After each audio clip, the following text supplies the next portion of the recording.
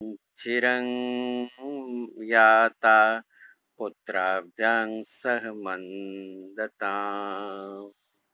श्लोक संख्या 39 से लेके श्लोक संख्या 49 तक में जो भावार्थ है वो इस प्रकार है।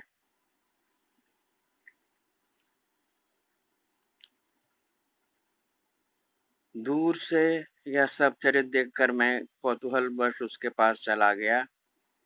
यानी नारद जी उस स्त्री के पास चले गए। मुझे देखकर वह युवती खड़ी हो गई और बड़ी व्याकुल होकर कहने लगी। युवती ने कहा, अजी महात्मा जी, क्षणभर ठहर जाइए और मेरी चिंता को भी नष्ट कर दीजिए। आपका दर्शन तो संसार के सभी पापों को नष्ट कर देने वाला है। आपके वचनों से मेरे दुख को भी बहुत कुछ शांति उसकी हो जाएगी। मनुष्य का जब बड़ा भाग्य होता है तभी आपके दर्शन हुआ करते हैं। नारद जी ने कहा, देवी तुम कौन हो? ये दोनों पुरुष तुम्हारे क्या होते हैं? और तुम्हारे पास ये कमल नयनी देवियां कौन हैं? तुम हमें विस्तार से अपने दुख का कारण बताओ। युवती ने कहा, मेरा नाम भक्ति है नारद। ये ज्ञान और वैराग्य नामक मेरे पुत्र हैं। समय के फेर से ही ये ऐसे जर्जर हो गए हैं।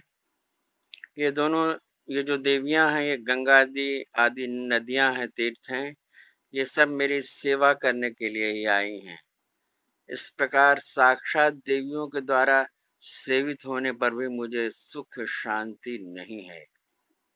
तपोधन, अब ध्यान देकर मेरा वृत्तांत सुनिए।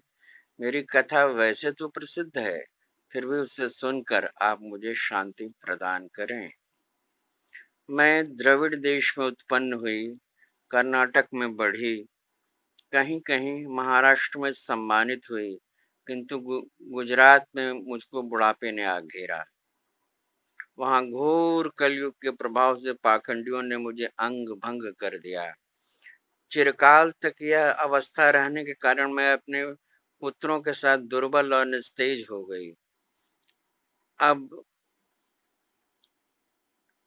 चिरकाल तक ऐसी अवस्था रहने पर भक्ति दुर्बल भी हो गई, निस्तेज भी हो गई, उसका प्रभाव कम हो गया। और आगे क्या होता है कि भक्ति कहाँ जाती है जो उसे पूर्ण युवती अवस्था पुनः प्राप्त हो जाती है।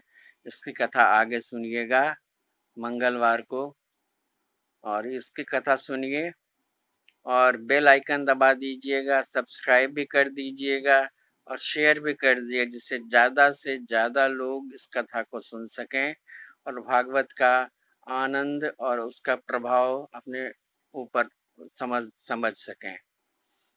भागवत का प्रभाव जीवन में सुख शांति लाने वाला है और आनंद से भर देने वाला है और अपूर्व वैभव इस लोक में और अपूर्व स्थिति परलोक में प्राप्ति का परम साधन है। तो आइए एक बार भगवान नाम संकीर्तन कर लें। ओम नमो भगवते वासुदेवाय। ओम नमो भगवते वासुदेवाय। ओम नमो भगवते वासुदेवाय।